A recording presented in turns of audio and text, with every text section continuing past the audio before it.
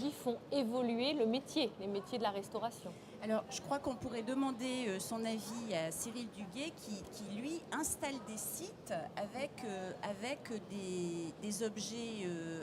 en l'occurrence, on va parler aujourd'hui d'un site en particulier, Solaris, qui accueille un petit boîtier très, très intelligent qui apporte réellement une plus-value pour la gestion de cette cuisine.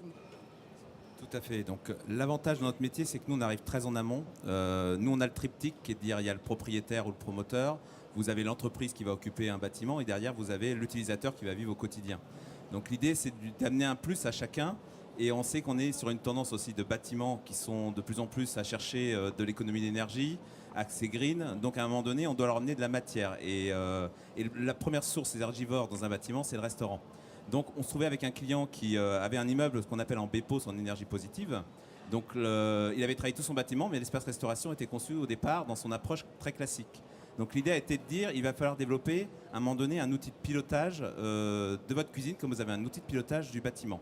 Et c'est pour ça qu'on s'est rapproché de Safexis à travers leur produit qui était la Kitchen Box, qui était l'embryon, pour développer un vrai outil de pilotage qui permette d'être utile à la fois au cuisinier, dans un plan de maîtrise, on va dire, de sa cuisson, aussi de pilotage énergique de la cuisine, parce qu'à un moment donné, vous avez des zones dans la cuisine. Alors, juste un petit exemple de la Kitchen Box, à quoi ça ressemble aujourd'hui. Donc, on a travaillé beaucoup sur l'éco-gestion pour économiser de l'énergie. C'est-à-dire qu'on connecte tous les appareils en cuisine à travers cette box. La box a des capteurs après à certains endroits.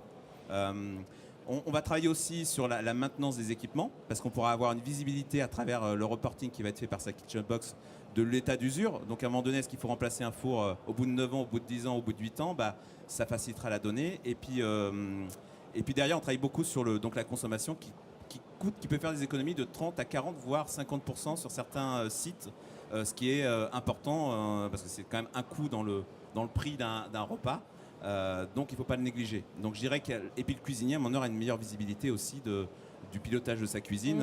Il y a les équipements, on va dire, qui l'aident même dans la réalisation de la recette, mais à un moment donné, sur la partie, on va dire, plus amont, qui est piloter sa cuisine, gérer l'extraction à un moment donné, parce que dans les cuisines, vous avez petite vitesse, grande vitesse, maintenant on n'a plus besoin de ça. L'outil pilote automatiquement en fonction de la densité de vapeur qui va se dégager, la variation du moteur. Donc on va faire des vraies économies.